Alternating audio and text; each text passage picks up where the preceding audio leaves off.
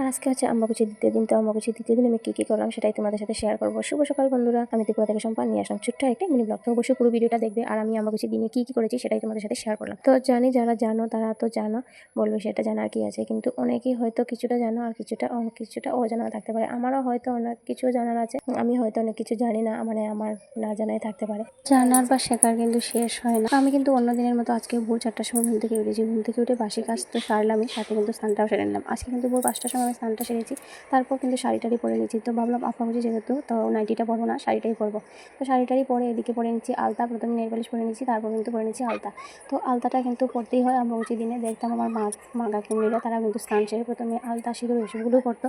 তো আমি ছোটোবেলা যা দেখেছি আমার বিয়ের পরে আমি কিন্তু তাই করছি। মা কাকিমারা দেখতাম স্নান সেরে আলতা সিঁদুর করতো, আমি কিন্তু আলতা সিঁদুর পরেছি। আর সাথে কিন্তু আমি শাড়িটাও পরেছি, কারণ ভাবলাম শাড়িতেই সুন্দর লাগে, শাড়িতেই তো নারী। তো গরমের কারণে কিন্তু শাড়িটা পরা হয় না। আর অনেকটা শাড়ি জমে আছে আমার আলমারিতে, তো শাড়িটা তো পরি না, তার কারণে কিন্তু অনেকটাই শাড়ি রয়েছে। ভাবলাম শাড়িটা যখন পরেছি তখন সুন্দর করে একটু সাজুগুজু করে নিই, তার কারণে দেখো একটু সাজুগুজু করে নিলাম। অন্যদিন কিন্তু আমি সেরকম সাজুগুজু করি না। এত পরিমাণে গরম, বলবো কি গরম রে ভাই, সাজুগুজু করবো, সাজুগুজুর দিকে তো মন যায় না। এত গরমে তো কাজ করতেও ভালো লাগে না, তারপর কিন্তু কাজগুলো করতেই হয়। তারপর দেখো আমি সাজুগুজু করে শাড়ি টাড়ি পরে তারপর চলে আসলাম রান্না করে। আর সাজুগুজু করে তো বসে থাকতে হবে না, রান্নাটাও তো করতে হবে ভাই, রান্নাটা তো আর কেউ করে দেবে না, তার জন্য চলে আসলাম রান্না করে। আর এদিকে আমার বর অনেকগুলো মাছ নিয়ে এসেছিল, তো মাছগুলো কেটে ধুয়ে পরিষ্কার করে দিয়ে চলে গেছে। বরমাসের কাজগুলো করে কিন্তু গুছিয়ে চলে গিয়েছে ওর কাজে। আর আমি তো আবার আমার কাজগুলো করতে হবে, তার জন্য কিন্তু আমি দুটো উনুনে রান্নাটা বসিয়ে দিয়েছি। আর রান্না করতে এত গরম লাগছিল আজকে, যেহেতু শাড়িটা পরেছি। তো যাই হোক, কষ্ট কিন্তু সহ্য করতেও রাজি, কারণ শাড়িটা তাও পরবো আমি। আম্বাবুচি যতদিন থাকবে ততদিন। তো এদিকে কিন্তু মাছটা এবার ভাজবো। আর আমার বরমশাই আমাকে অনেকটা হেল্প করে যায়, তার কারণে কিন্তু তা জানি না অন্যদের কেন এত গায়ে লাগে। আমাকে আমার বরমশাই হেল্প করে বলে কিন্তু অনেকেই অনেক কথা বলে, আমি নাকি আমার বরমশাইকে দিয়ে কাজ করাই, বা আমি নাকি ওকে কালো জাদু করেছি, আমি নাকি ওকে টুটকা করেছি। তো আমার কিন্তু তাতে কোনো যায় আসে না। ভগবান জানে যে আমি ওকে কালো জাদু করেছি নাকি আমাদের ভালোবাসা। তো আমাদের মধ্যে কিন্তু ঝগড়া হয়, ঝগড়া কার মধ্যে হয় না ভাই, সবার মধ্যে ঝগড়া হয়। ভালোবাসা কিন্তু একসাথে থাকতে হলে একটু লাগবে, তার মধ্যে কিন্তু শুধু ঝগড়া করলে হয় না, ভালোবাসাটা থাকতে হয়। তো আমরা কিন্তু ঝগড়া করি, তারপরে কিন্তু একটু পরে আবার মিল হয়ে যায়। হয়তো ও আমার রাগ ভাঙাবে, না হয়তো আমি রাগ ভাঙাবো। এভাবেই করে কিন্তু আমরা দুজন মিলেমিশে রয়েছি। ও বুঝতে পারে যে আমি ছোটো বাচ্চাদেরকে নিয়ে পারি না, কখনো ও কাপড়গুলো আমাকে ধুয়ে দেয়, মানে জানে আমি পারবো না, আমার অনেকটাই লেট হয়ে যাবে, তার কারণে কিন্তু ও আমাকে অনেকটাই সাহায্য করে। তো তা দেখে কিন্তু অন্যদের জলে যাই হোক।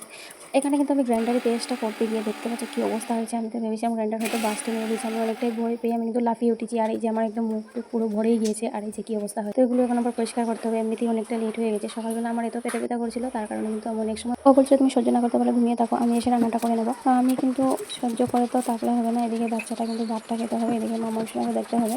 তার জন্য কিন্তু উঠে পড়েছিলাম, উঠে কিন্তু কাজকর্ম সবগুলো শুরু করে দিয়েছিলাম। তার জন্য কিন্তু আজকে অনেকটাই লেট হয়ে গেছে। আর এই যে রান্নাটাও প্রায় শেষের দিকে। আর এই যে এই মাছগুলো কিন্তু কাঁচা রান্না করেছি, এগুলো কিন্তু ভাজা করিনি, সর্ষে বাটা দিয়ে রান্না করেছি। আর সেই সর্ষেগুলো বাড়তে গিয়ে আমার এই কাণ্ডটা হয়েছে। তো ভাজা হলেও কিন্তু খায়, কাঁচা মাছ দিয়ে খেতে চায় না, কিন্তু আমার খুব ভালো লাগে কাঁচা মাছ দিয়ে। আম্বাবুচির দিনে কিন্তু ঘর থেকে কাউকে কিছু দান করতে নেই, মাটি করতে নেই, কারো বাড়িতে যেতে নেই, নিরামিষ খেতে নেই। নিরামিষটাও কিন্তু আমাদের খাওয়া উচিত নয়, আম্বাবুচির দিনে কিন্তু আমিষ খেতে হয়। সাবান দিয়ে মাথা ধুতে নেই, নখ চুল কাটতে নেই, ঘর ঝাড়তে নেই, সেই কাজগুলো আম্বাবুচির দিনে একদম করতে নেই। তো চলো, এখানে কিন্তু আমি এবার আম পেড়ে নিচ্ছি। অনেকগুলো আম রয়েছে আমাদের কাছে, আরও কিন্তু 2-3 দিন পাড়া হয়েছে। আর যেগুলো রয়েছে এগুলো কিন্তু এবার এখন পেড়ে নিচ্ছি। আর আমাদের কাছে পুরো আষাঢ় মাস পর্যন্ত আমগুলো থাকে, তারপরেও আমগুলো পেড়ে নিচ্ছি। তার কারণ হচ্ছে আমগুলো একদম ফেটে যাচ্ছিলো। আর এবার কি হয়েছে, 2 বছর থেকে আমগুলো গাছে থাকতে চাইছে না, মানে আমগুলো জানি না কী কারণে গাছে থাকতে চাইছে না। আমগুলোকে ঘরে নিয়ে রাখতে হয়, তাহলে কিন্তু ভালো মতো আমগুলো পাকে। আর গাছে থাকলে আমগুলো একদম ফেটে নষ্ট হয়ে যায়, পচে পড়ে যায়, তার কারণে কিন্তু আমগুলো পেড়ে ঘরে রাখতে হয়।